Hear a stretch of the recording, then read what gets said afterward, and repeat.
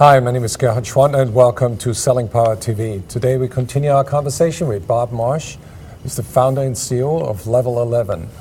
Welcome again. Thank you, good to be back. So can you share with us one story that sort of wraps it all up on how you have instilled sort of revived the competitive spirit within the company and helped them win? Yeah, sure. So there's a great story. One of our clients that I was recently speaking with, her name's Marcy Newmeister. She's the VP of Sales at Varsity Brand. So if you don't know Varsity, they provide all the athletic gear, like cheerleading gear, for high schools across the country. So everyone knows who they are, but probably never heard the name of the company. The struggle they were having was that they were so close, and you think about the inches that are everywhere, like around you, to say how can I get just a little bit better, stretch a little bit further. And so they knew that if I could they could get more first-time meetings, that translates into revenue 6 weeks later.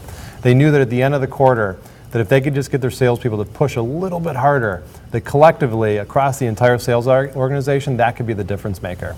And so what Marcy did is she implemented competition around those two things that she knew were crucial. Early in the quarter, get people focused on getting those initial client meetings, because those would come back to her 6 weeks later. And at the end of the quarter, get extra focus with a little competition around closing at the very end. And so that made a huge difference for her. So in the end, they saw a $1.6 million in incremental sales over what they had previously seen before when they weren't doing those things. And the most exciting part of it was that Marcy shared with me, she was in an executive meeting, and the executives were asking her, hey, tell me a little bit more about the quarter and what'd you do? And so Marcy was one of the only manager that crossed the 100% line in quota, like just past it.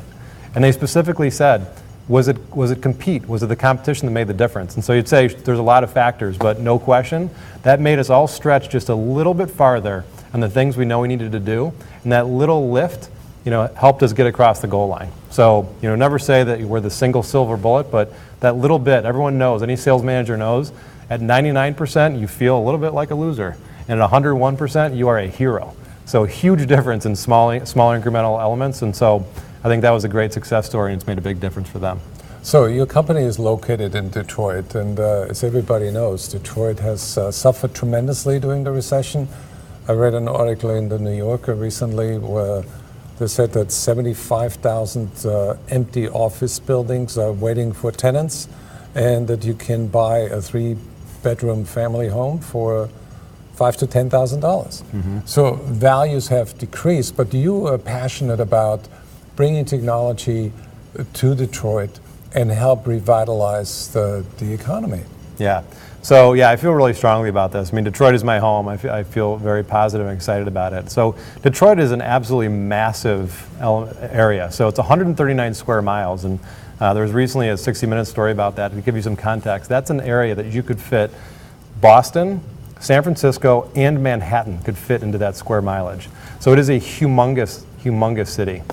The core central part of the city, the downtown, there's a lot of really exciting things happening. Really large businesses have moved into downtown. GM's down there, Quicken Loans, CompuWare.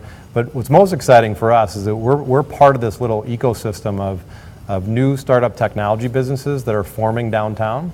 There's venture capital flowing into the state very rapidly. There's some great investors right in town. And so we're really excited to be a part of that. And if you think about Detroit, Detroit is all about innovation. You go way back, to the beginning of the auto industry. That was the hub of innovation. And so all of us are so passionate about, can we play our little part in helping bring Detroit back? And that's an excellent recruiting thing for us.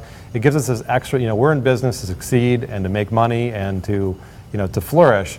But that extra little causal element to what we're doing, that we're maybe playing a little part in bringing the city back, that's pretty powerful, and it gives us that extra little nudge that I think everybody needs.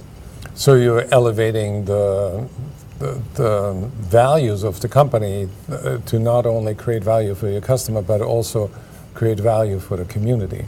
Yeah, I mean, everyone's going to, ultimately there'll be some great big winners in the city that'll make the difference, but, everyone plays their little part in kind of getting the city back again. I mean, it's helping us bring people back that left the state to come back because they're excited about what's happening, and, they want to be a part of creating and building something, and that's what entrepreneurs are all about.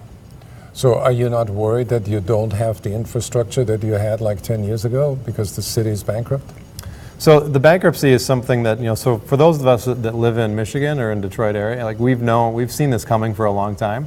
So if anything, like anytime a bankruptcy happens, the idea is like you're kind of ripping off the Band-Aid and you're kind of starting fresh. So it's really something that was very much needed. There's certainly people that are going to suffer, which is definitely going to be difficult for them. But it is a chance to start new, and we're absolutely getting the infrastructure that we need. So we're just we're really excited. Got a lot of headroom for us. Well, for anybody who would like to get more information, go to LevelEleven.com. And I want to thank you, Bob, for being such an inspiration to all of us. Thanks, Gerhard. Thank you.